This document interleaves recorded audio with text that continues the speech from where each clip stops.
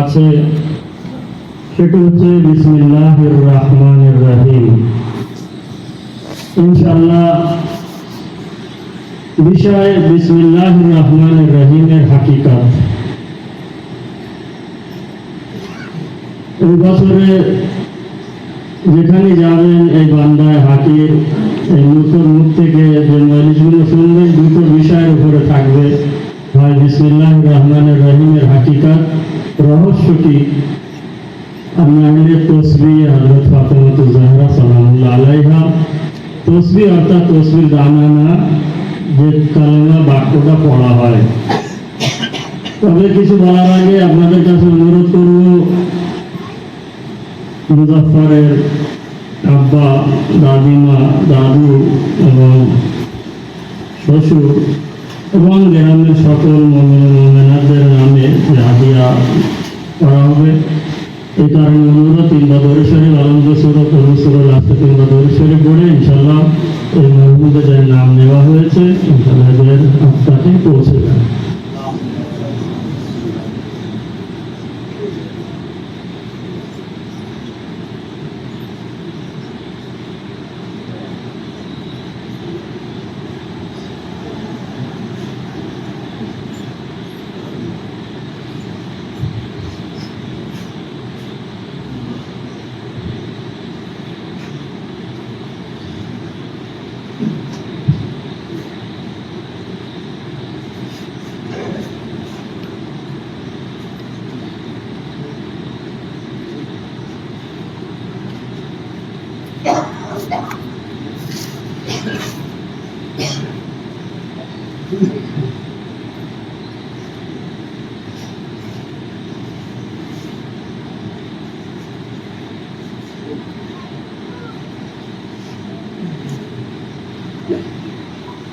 সকলে মিলে আর দরুদ শরীফ পড়েন মুহাম্মদ ওয়া আলা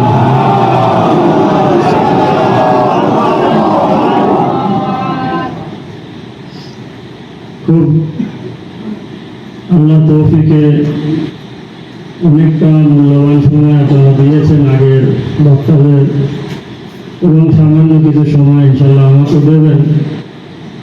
তবে আমি মজলিসের মাঝে মাঝে একটু জিজ্ঞাসা করি, উত্তর দেওয়ার চেষ্টা অবশ্যই করবেন, এতে ভালো লাগবে এবং আমি মনে করব যে বুঝতে পারছেন।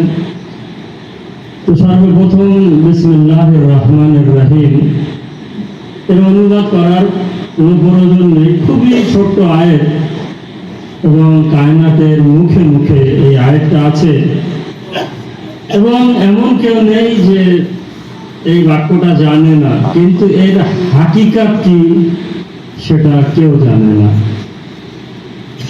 পুরো কোরআনে মাজিদের ভিতরে 114টি সূরা, এবং প্রত্যেক সূরার আগে বিসমিল্লাহির রহমানির রহিম আছে, শুধু একটা সূরার সামনে নেই। তাহলে কয়টা বিসমিল্লাহ হতে পারে? 113টা। এরকম একটু সামান্য উত্তর দিলে ইনশাআল্লাহ ভালো লাগবে। 113টা, এবং একটি সূরায় নামালের মাঝখানের দিকে একটু আগে পেছনের দিকে ওদিক হবে, এক জায়গায় লেখা আছে বিসমিল্লাহির রহমানির রহিম। তার এবারে হলো কটা? 114টা। আর এক জায়গায় আছে অন্য আরেকটি সূরায় শুধু বিসমিল্লাহ। তাহলে যদি বিসমিল্লাহির রহমানির রহিম ধরি 114 বার, আর যদি বিসমিল্লাহ ধরি তাহলে 115 বার। দরুদ শরীফ পড়েন মুহাম্মদ ওয়া আলা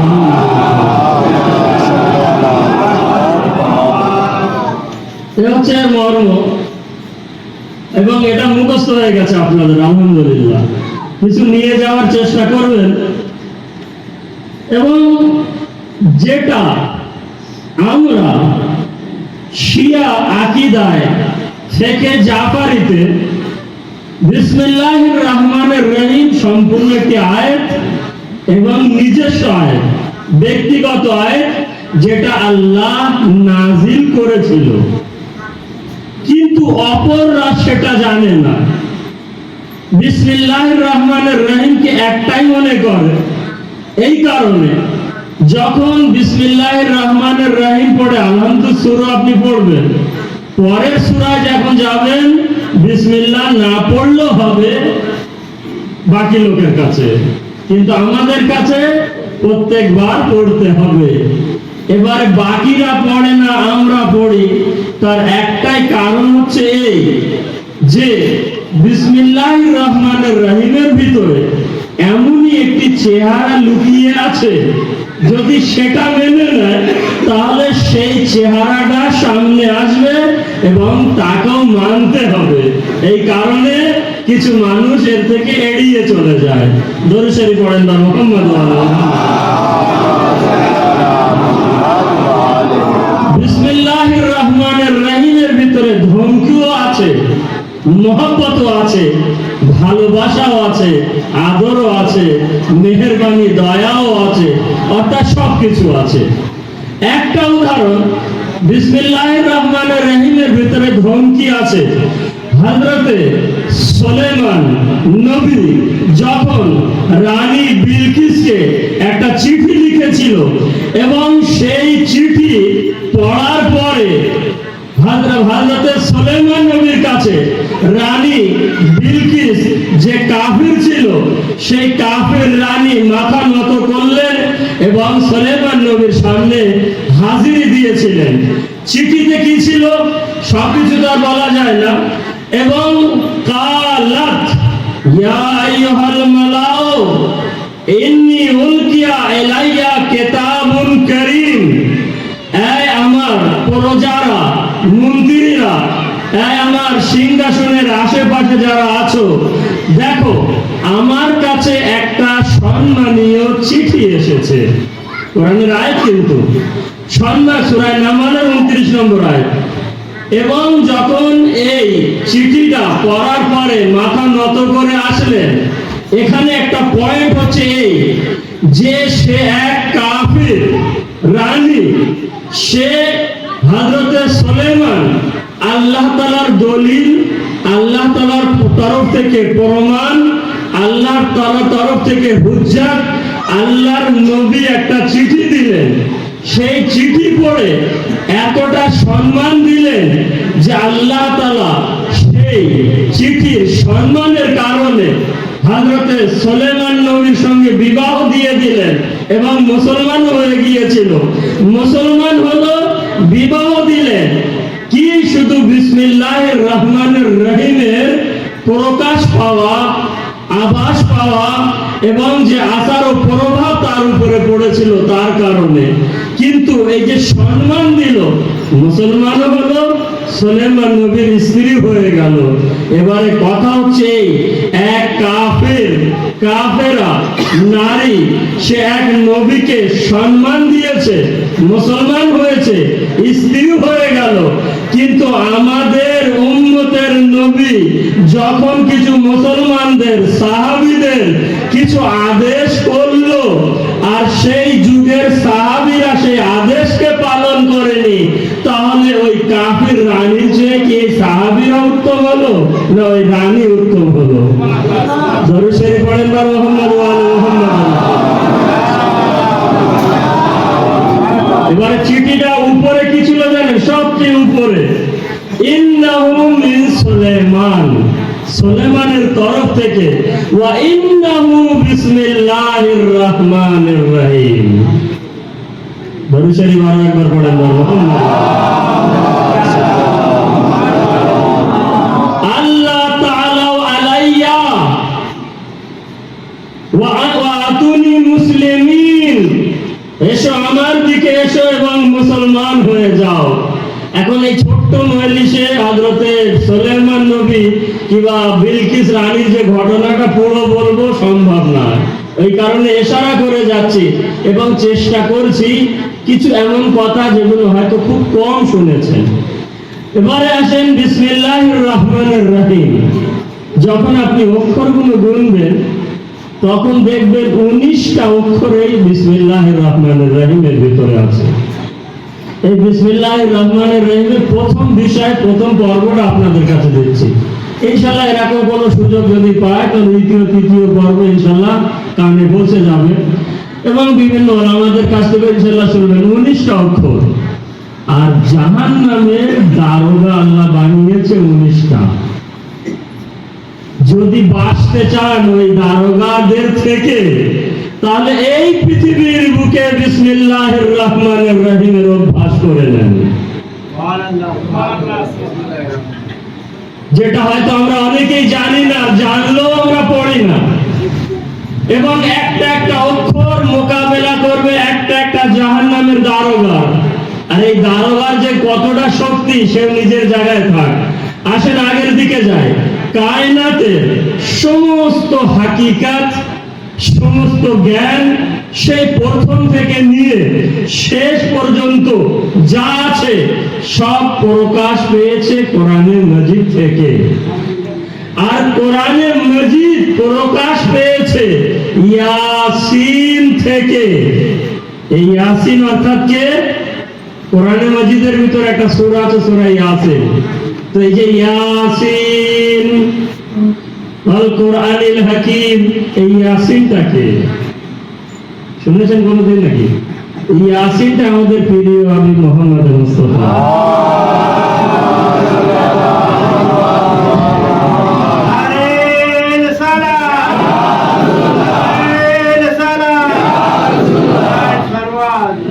কায়নাতের সমস্ত হাকিকাত প্রকাশ পেয়েছে কোরআন থেকে, কোরআন প্রকাশ পেয়েছে ইয়াসিন থেকে, আর ইয়াসিন প্রকাশ পেয়েছে হামদ, হাম শব্দ থেকে, এবং হাম প্রকাশ পেয়েছে বিসমিল্লাহির রহমানির রহিম থেকে। দরুদ শরীফ পড়েন মুহাম্মদ ওয়া আলি মুহাম্মদ। আগের দিকে চলেন। এবং সবচেয়ে প্রথম মহান আল্লাহ তাআলার জাত থেকে, ঐশী জগৎ থেকে যে জিনিস প্রকাশ পেয়েছিল তার নাম নোক্তা। বর নিচে ছোট্ট একটা পুটুলি দেবেন, হয়ে যাবে র। জিনিসটা একদম এক, কিন্তু একটা পুটুলি কিংবা একটা নোক্তার জন্য অনেকটা পাল্টে যাচ্ছে, ব র হয়ে যাচ্ছে। ঠিক তেমনি ঐশী জগৎ থেকে সর্বপ্রথম প্রকাশ পেয়েছিল নোক্তা। যারা বিজ্ঞান পড়েছে হয়তো আমার কথাটা অনেকটা ধরে নিতে পারবে, কারণ সায়েন্স ওই কথা বলে যে সবচেয়ে প্রথম আল্লাহ যে জিনিস প্রকাশ পেয়েছিল একটি শস্যের দানার মতন একটু নোক্তা, আটম বলা হয়, অ্যাটম। এবং সেটা ফেটে এই কায়নাতে এটা ওটা তৈরি হয়। যাই হোক, আমি তার বিজ্ঞান না, যারা বিজ্ঞান নিয়ে নাড়াচাড়া করেছে তারাই বলতে পারবে।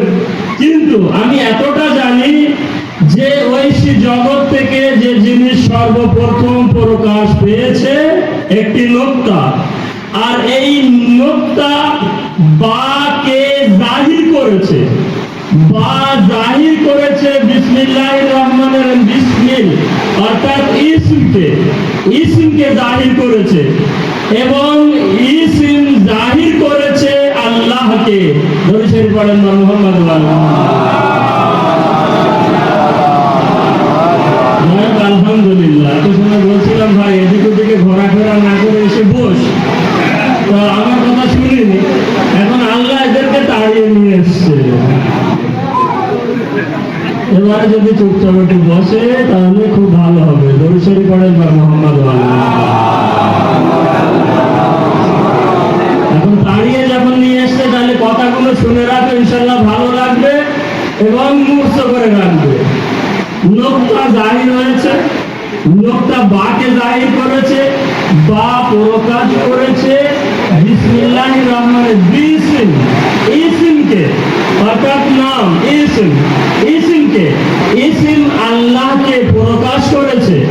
আল্লাহ প্রকাশ করেছে রহমানকে, রহমান প্রকাশ করেছে রহিমকে।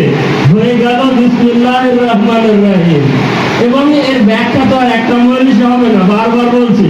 রহমানের ব্যাখ্যা আলাদা, একটা মজলিস, রহিম একটা মজলিস, ইসম একটা মজলিস, বা একটা মজলিস, আল্লাহ একটা মজলিস। আল্লাহর ভিতরে যে হা আছে, হার একটা মজলিস। এগুলো আমার কাছে সব সাজানো আছে। যেখানে আশরা পড়া হয় 10টা মজলিস, সেখানে এগুলো আমি পড়ি। দরুদ শরীফ পড়েন মুহাম্মদ ওয়া আলি মুহাম্মদ।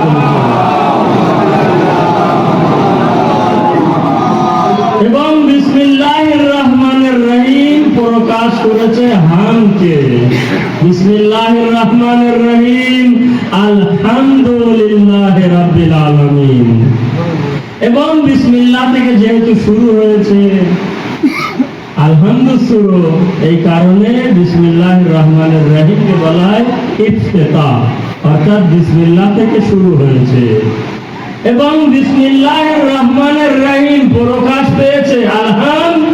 আর আল্লাহ আমাদের কাছে একটা দাবি রেখেছে, আর দাবি হচ্ছে এই যে আমার গুনাহগার পাপী বান্দারা, তোমরা আমার দরবারে আলহামদ এবং হামদ সানা করো, শুকরিয়া আদায় করো।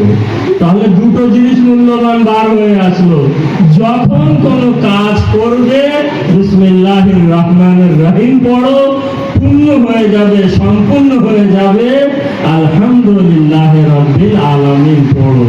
দরুদ শরীফ পড়েন মুহাম্মদ।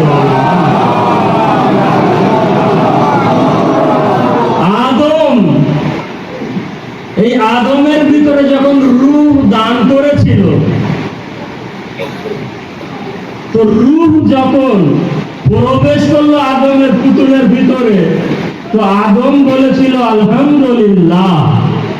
আর এই আলহামদুলিল্লাহ বলার কারণে আল্লাহ তাআলা একটি পতাকা আলম তৈরি করেছিল। আমি এবার মুসলমান মৌলবীদের কাছে প্রশ্ন করব, যাও ভাই, দয়া করে তোমাদের পুস্তকের ভিতরে খুঁজে বার করব, পেয়ে যাবে বার করলে, যে এই আলম আলহামদুলিল্লাহ থেকে যে আল্লাহ বানিয়েছিল, যাকে নাম দিয়েছে লেওয়া হাম। লেওয়া মানে আলম, পতাকা, হাম মানে প্রশংসা, প্রশংসার আলম। এই আলম, প্রশংসার আলম তোমাদের বইয়ের ভিতরে আছে কি না? আর তুমি যদি না পাও তাহলে আমার কাছে গেলে আমি বলে দেবো ঠিকানা, যে কোন বইয়ের ভিতরে আছে। আর যখন প্রমাণ দেবো আর তুমি যদি নিজে জানো যে আছে, তাহলে কোনোদিন আর এই শিয়াদের আলমের বিরুদ্ধে ফতোয়া জারি করবে না, দয়া করে বলছি। আর যদি করো তাহলে আল্লাহ, রসুল এবং আমাদের সকলের অভিশাপ, লানাত হোক তোমার ওই চেহারার উপরে, তোমার ওই জবানে, আর তোমার ওই লম্বা দাড়ির উপরে। দরুদ শরীফ পড়েন মুহাম্মদ ওয়া আলা মুহাম্মদ।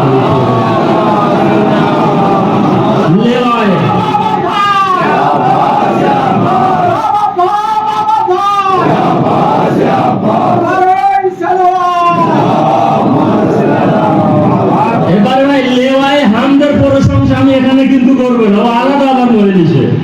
কিন্তু এতটা জেনে রাখেন, বলে দিচ্ছি যে কত বড় হবে আর কত ভারী হবে।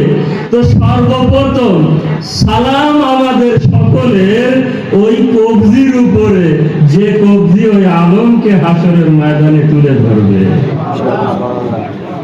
এবারে ওই কবজির কতটা ক্ষমতা দেখেন। আল্লাহ তাআলা বললেন, যে নবী বললেন, হাদিস, আল্লাহ নবীকে বলেছে সমস্ত ফেরেশতারা। ভাই সমস্ত ফেরেশতা বলতে কি? সেই আল্লাহর আওরত যারা কাঁধে রেখেছে, আল্লাহর আওরত যারা তুলে রেখেছে, আল্লাহর আওরতের আশেপাশে যারা তাওয়াফ করছে, সপ্তম আকাশ থেকে নিয়ে প্রথম আকাশ, প্রথম থেকে নিয়ে এই জমিন, এবং সব ভরে আছে ফেরেশতারা, সকলেই মিলে সেই আলমকে নাড়াতে পারবে না। কিন্তু এক কবজি আছে, সেই কবজি সেই আলমকে ধরবে। এবং সেই কবজি যখন ধরবে, কতটা ফেরেশতা, এখন এটা মোটামুটি বোঝাতে পেরেছি। এবারে এক ফেরেশতার কথা বলি, যার নাম জিবরাইল। আল্লাহ তাআলা জিবরাইলকে শত শত হাজার হাজার ডানা দিয়েছে। সেই ডানা, একটি ডানা একটি নখের উপরে, নখের শক্তিটা দেখেন।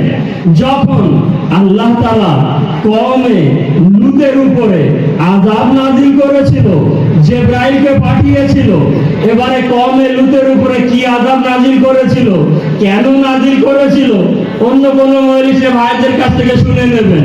কওমে লূত কি করেছিল, এমন গুনাহ পাঠালো, জিবরাইল চলে যা। এবং যাওয়ার পরে ফেত্তায়ে লূত লূত নবীর পুরো জমিন, যেটা বলা হয়েছে 600 গুণ 600, যদি আপনি গুণ করেন তাহলে 3,60,000 মাইল হয়ে দাঁড়ায়। 600 গুণ 600, 3,60,000 মাইল এরিয়াকে তুলে নে নিজের ওই একটা নোকের উপরে। জিবরাইল আমিন আসলেন পুরো ওই 3,60,000 মাইল, এবং সেটাকে নিয়ে এত উঁচুয় পৌঁছে গেল। জিবরাইল নিজেই বললেন যে আমি এত উঁচুয় গেলাম যে প্রথম আকাশের ফেরেশতারা এদের বাচ্চাদের কান্নার আওয়াজ শুনতে পাচ্ছিল, এবং আল্লাহর আওয়াজ আসলো, জিবরাইল এই 3,60,000 এই মাটির এলাকাকে তুলে ধরে রাখ, যখন আমার আদেশ হবে তখন তুই উল্টে দিবি। কিন্তু আল্লাহর আদেশ হবে কি করে? আল্লাহর আদেশ হওয়ার আগে একটা বয়স্ক লোক, দাড়ি পেকে গেছে, সাদা হয়ে গেছে, সে চিত হয়ে শুয়ে আছে। ইয়া আল্লাহ উল্টে দেবো? বললো না। ইয়া আল্লাহ কেন? বললো আমি আল্লাহ লজ্জা পাচ্ছি ওই সাদা দাড়ির জন্য, আমি লজ্জা বোধ করছি। এবারে দেখেন, ছিল কাফির, কিন্তু সাদা দাড়ির আল্লাহ কত ইজ্জত করেছে। এবার অনেক মুয়াল্লিম শুনেছেন, একটা প্রশ্ন আপনাদের কাছে রাখবো। ইমামে আলী ইবনে আবি তালিব এই জায়গায় দাঁড়িয়ে থেকে বললেন, এবারে এই আল্লাহর নবীর উম্মতিরা তোমরা বলো, আল্লাহ যদি এক কাফিরের সাদা দাড়ি এত সম্মান দিতে পারে যে আযাব দিচ্ছে না, উল্টাতে দিচ্ছে না, তাহলে যারা আমাদের দরওয়াজায় এসে বুড়ো হয়ে গেছে ঝাড়ু দিতে দিতে, তো আল্লাহ সেই দাড়ির কতটা সম্মান দেবে? এবারে বলেন তারা কারা ছিল? সারা তো অনেকটা ধরে নিতে পেরেছেন, নামটা বলে দেন।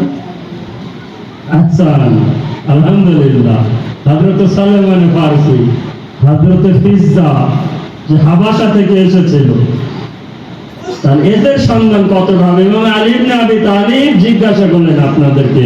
দরুদ শরীফ পড়েন বার মুহাম্মদ।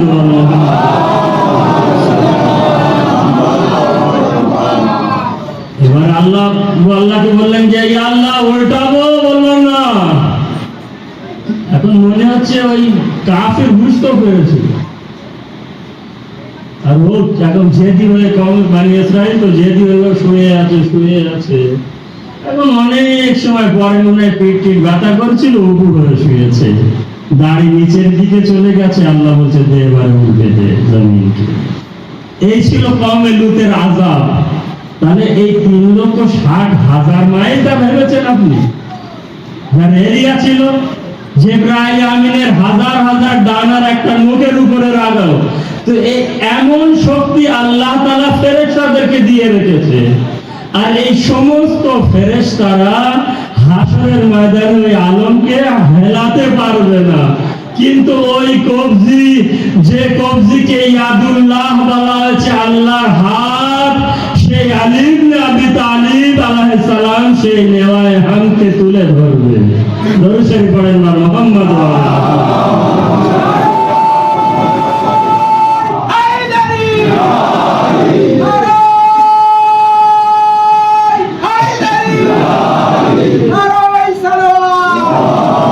সেই কারণে অনেকে আল্লাহ রসুলকে জিজ্ঞাসা করেছেন, আল্লাহ অতটা হাত যে ফেরেশতারা তারা তুলতে পারবে না, আর আপনার ভাই আলী ইবনে আবি তালিব সেই আলমকে তুলবে। আল্লাহর আওয়াজ এসেছিল, রসুল বলে দাও ওগুলো হচ্ছে ফেরেশতাদের হাত, আর আলীর হাত আলীর হাত না, আমার হাত। দরুদ শরীফ পড়ে যারা একবার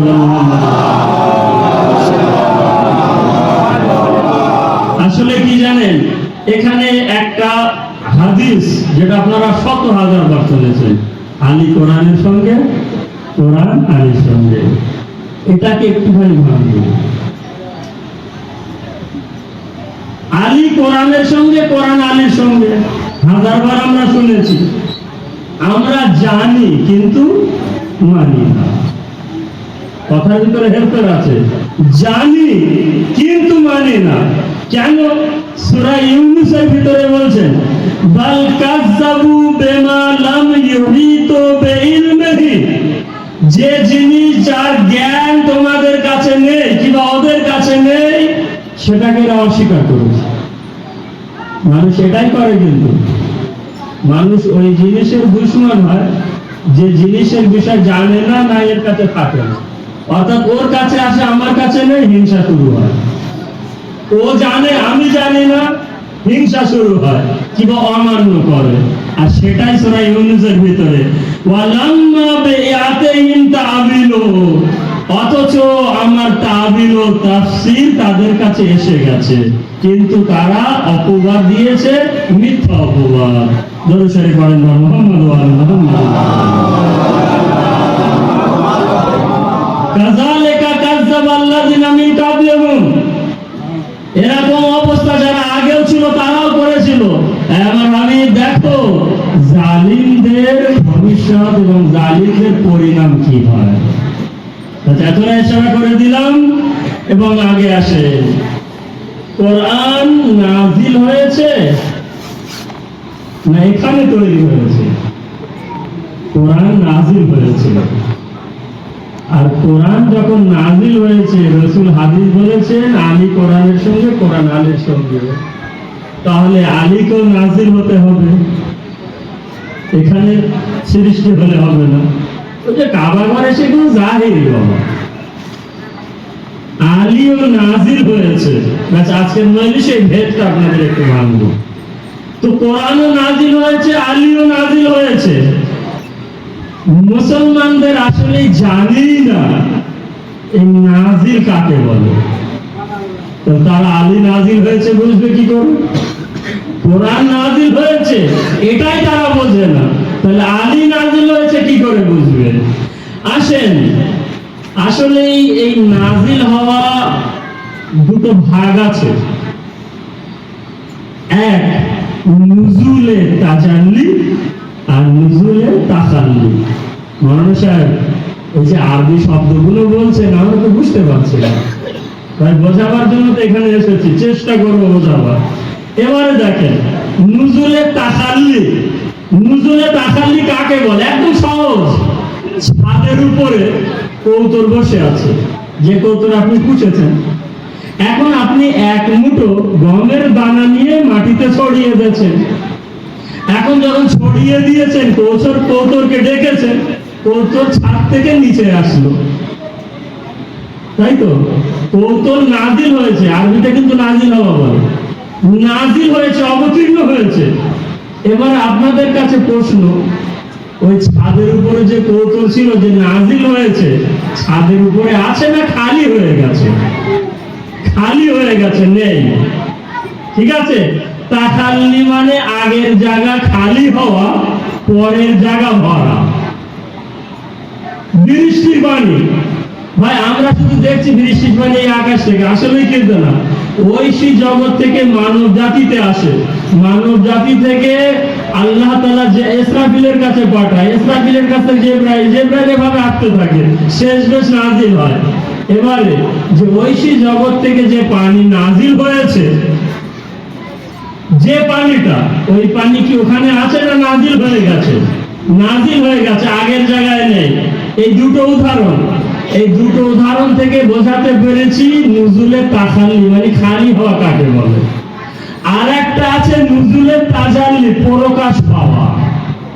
উদাহরণ পরিষ্কার হয়ে যাবে, কঠিন জিনিস। উদাহরণ, আমি মাওলানা, আমার মনের ভিতরে, দিলের ভিতরে, হৃদয়ে, বুকে যে জ্ঞান আছে যতটুকু আমি আপনাদেরকে বায়ান করছি, আমার থেকে নাজিল হয়ে আপনাদের কাছে যাচ্ছে। এবারে প্রশ্ন, আমি যে আপনাদের কাছে দিচ্ছি, আমার বুকটা কি খালি হয়ে গেছে? খালি হয়নি। ঠিক আছে, অর্থাৎ তাজাল্লি, হায়দার নিজের জায়গায় আছে, তার জ্ঞান তার বুকের ভিতরে আছে, সেখান থেকে প্রকাশ পেয়ে বাইরে আসছে। আগের জায়গা খালি হয়নি, আবার পরের জায়গাও ভরে গেছে, ওখানেও আছে, এখানেও আছে। তাখাল্লি, ওখানে খালি হয়ে গেছে, এখানে ভরে আছে। দরুদ শরীফ পড়েন মুহাম্মদ ওয়া আলা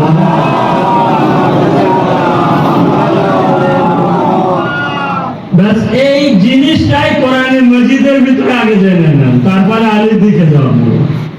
মানে মজলিসের ভেদ রহস্য একে বলে, বিসমিল্লাহির রহমানির রহিম রহস্য একে বলে। কোরআনে মজিদের ভিতরে আছে কিতাবুন উহকিমাত।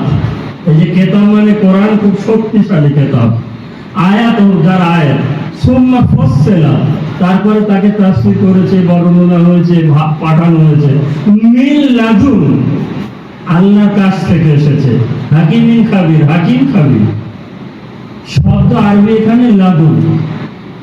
এখানে একটুখানি দাঁড়িয়ে যান, এই মজলিসে যারা ওখানে দাঁড়িয়ে আছে, ওখান থেকে নিয়ে ডাইনে বাই সব দিকে প্রথম পর্যন্ত আপনারা সবাই বসে আছেন।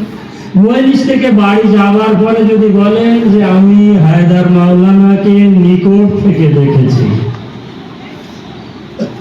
সঠিকই বলেছে, আর ওটা দূরে আর কোথায়। মাঝখানে যে বসে আছে এও যদি বলে আমি নিকট থেকে দেখে এসেছি, সেও সঠিক। লাস্টের দিকে যে বসে সেও যদি বলে নিকট থেকে দেখে এসেছি, সেও সঠিক। যে আমার সামনে বসে আছে এও যদি বলে আমি নিকট থেকে দেখে এসেছি, এও সঠিক। আরবি ভাষায় তিনটে জিনিস আছে, করিব, করিব যেটা এখন উদাহরণ দিয়ে আমি বলেছি, করিব মানে নিকটে, বাংলা সব নিকটে, কিন্তু বাংলার সঙ্গে তো আরবি তুলনা করলে হবে না ভাই। করিব এর উদাহরণটা কোথায় আছে আয়াতে, যে কুল্লা সালাকুম আলাইহি আজরান ইল্লাল মাওয়াদ্দাতা ফিল কুরবা, কুরবা অর্থাৎ নিকটবর্তী। করিব নিকটবর্তীদের সঙ্গে মাওয়াদ্দাত করো, মহব্বত করো, এটা বুঝতে পেরেছেন? এই আয়াতে আছে লাদুন, মিন লাদুন অর্থাৎ লাদুন আল্লাহর নিকট থেকে। লাদুন কাকে বলে জানেন? লাদুন অর্থাৎ আমার এতটা নিকটে আছে, আমি যদি হাত লম্বা করি, সে যদি হাত লম্বা করে, হাতে হাত মেলানো যাবে। পার্থক্য বুঝতে পেরেছেন? বোঝার দরকার না তো ওই মা আলী আর আলী কোরআনের সঙ্গে বুঝতে পারবেন না, আর নজরুলকে আমি বোঝাতেও পারবো না। হাত মেলানো যাবে, করিব নিকটে, ওটা কিন্তু হাত মেলানো যাচ্ছে না, এই কাছে, ও কাছে, ও কাছে। লাদুন কোরআন এসেছে আল্লাহর নিকট থেকে, অর্থাৎ আমার এই কাপড় আমার গার সঙ্গে জড়িয়ে আছে, এও কিন্তু আমার লাদুন থেকে। কেন? যেহেতু বললাম না হাত মেলানো যায়, চামড়ার সঙ্গে মেলানো যায়, এতটা, একে বলা হয় লাদুন। যাকে আরবি ভাষায় লাদুন কিংবা দানুব, এগুলো আরবি ব্যাকরণ হয়তো আপনারা এগুলো বুঝবেন না, আর এগুলো আমার বলারও প্রয়োজন পড়ে না, কিন্তু দানুব লাদুন থেকে।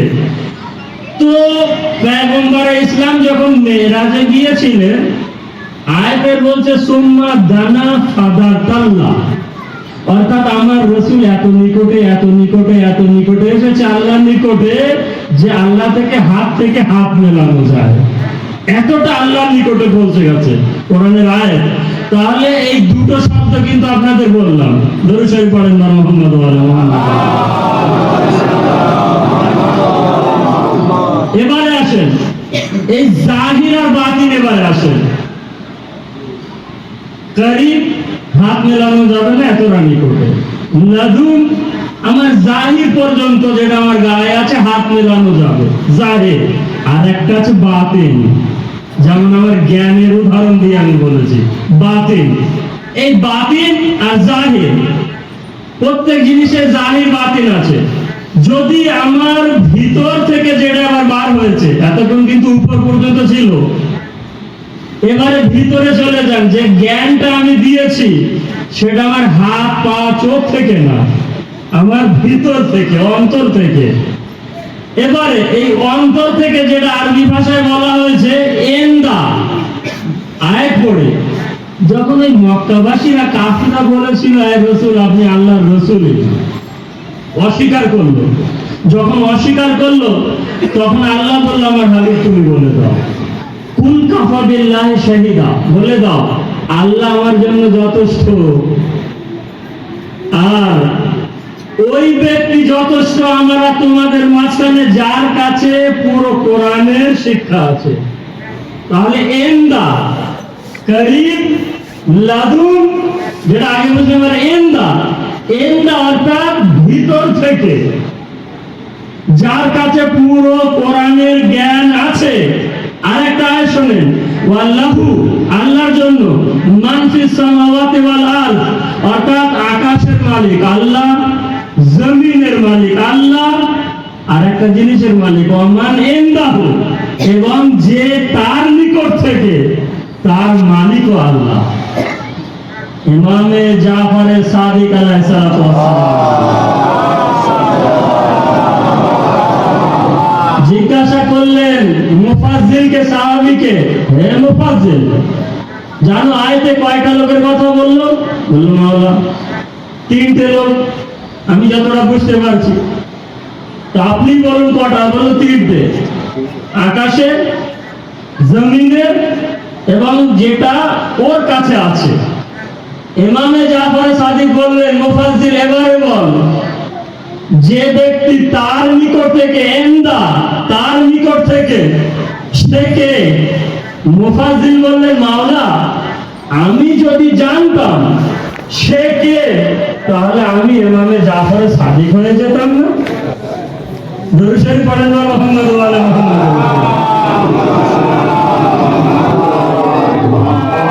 আর একবার দরুদ শরীফ পড়েন না মুহাম্মদ।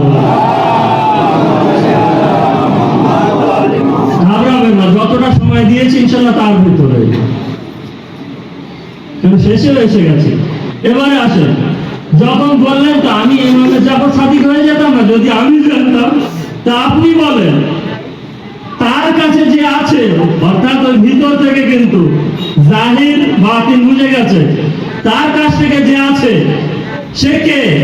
ইমামে জাফর সাদিক বুকে হাত মেরে বললেন, নাহনু, আমরা, আল্লাযিনা, ওরা, ইন্নাহু, ওর নিকটে যারা আছে, ওয়াল্লাহু কানা কাবলানা, আর ওর নিকটে যারা আমরা আছি, তার ভিতর থেকে আমাদের দাদা আলী ইবনে আবি তালিব প্রথম ছিলেন। দরুদ শরীফ পড়েন মুহাম্মদ। এবারে বুঝলেন পরের মজলিসে আছে ওগুলো, ব্যাস একটুখানি 1 মিনিট সেটা একটু সংক্ষিপ্ত বলে দেই। অর্থাৎ ইমামে আলী ইবনে আবি তালিব নাজিল হয়েছে, আর কোরআন নাজিল হয়েছে, যে আয়াত দিয়েছি কোরআন নাজিল হয়েছে লাদুন থেকে, আল্লাহর জাহির থেকে, আর আলী নাজিল হয়েছে আল্লাহর ভিতর থেকে, এন্দা, ঠিক আছে, এন্দা, ভিতর থেকে। আলী যখন এন্দা, ভিতর থেকে, লাদুন, জাহিরি আসলেন, দেখে কোরআন আছে, কোরআন আলীর সঙ্গে মিলে গেল, আর এই হয়ে গেল কোরআন মা আলী, আলী মাল কোরআন। দরুদ শরীফ পড়েন মুহাম্মদ ওয়া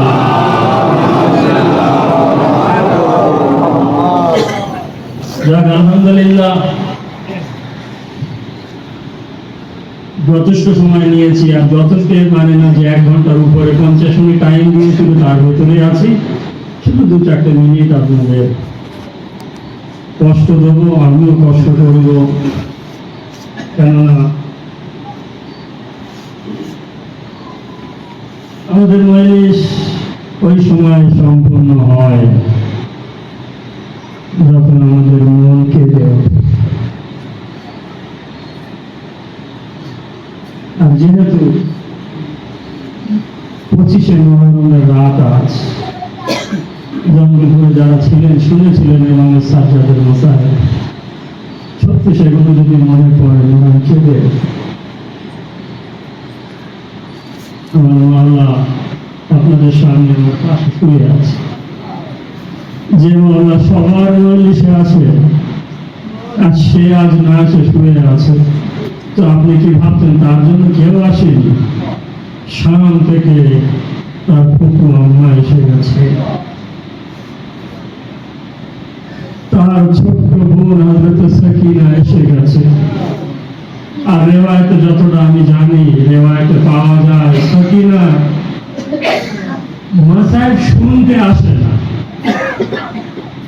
মুমিন ও মুমিনাদের এসে চোখের দিকে তাকায়, আর দেখে কে আমার বাবার জন্য কতটা কাঁদছে,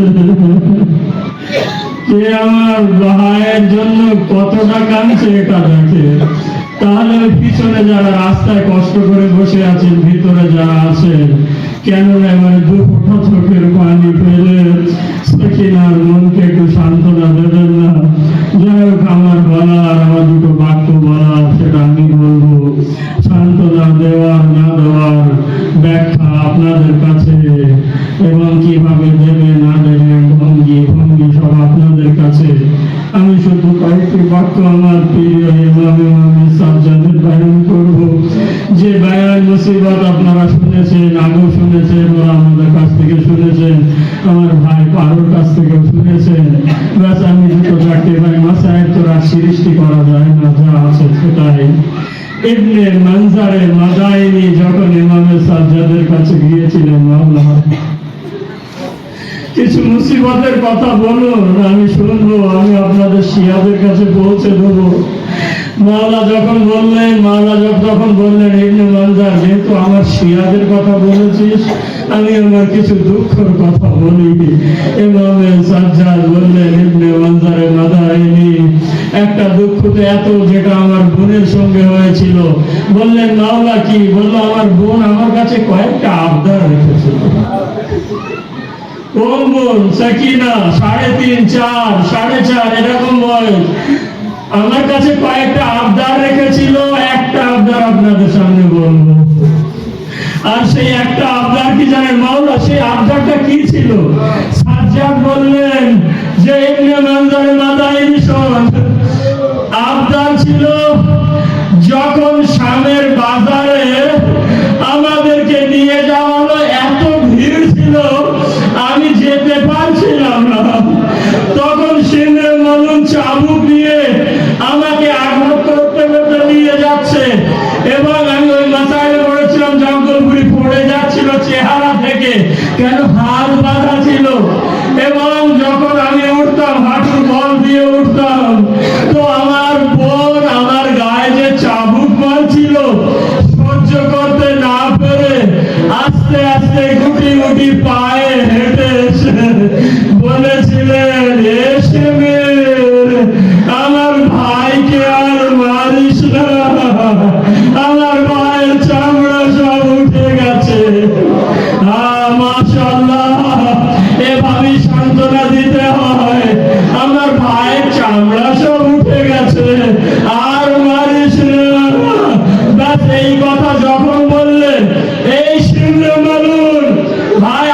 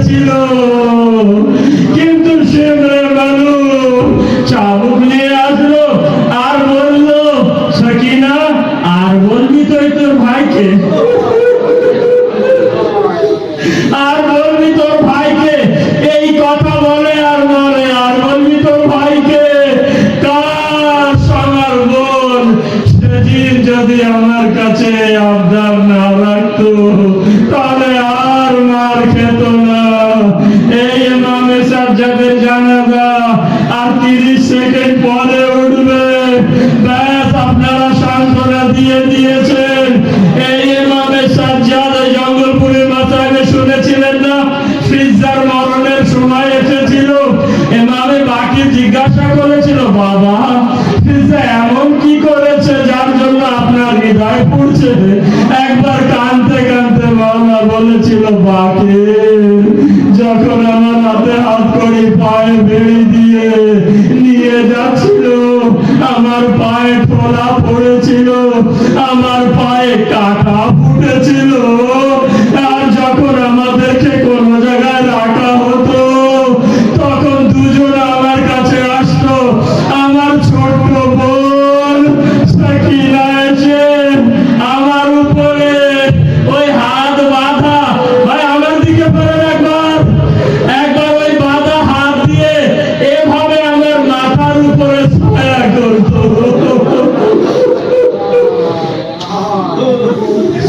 আর পিজ্জা আমার পায়ের কাছে বসে, যেহেতু হাত গলা থেকে এভাবে বাঁধা ছিল, নিচু হয়ে আমার পায়ে খোলা ছিল, এই পিজ্জা নিজের জীবাও পার করে আমার পায়ের তলা চেপে দিত, আর নিজের দাঁত দিয়ে আমার পায়ের কাঁটাগুলো বার করে দিত। এ বাকি যা আমার পিজ্জার কাছে, ইন্না লিল্লাহি ওয়া ইন্না ইলাইহি রাজিউন। মাতামি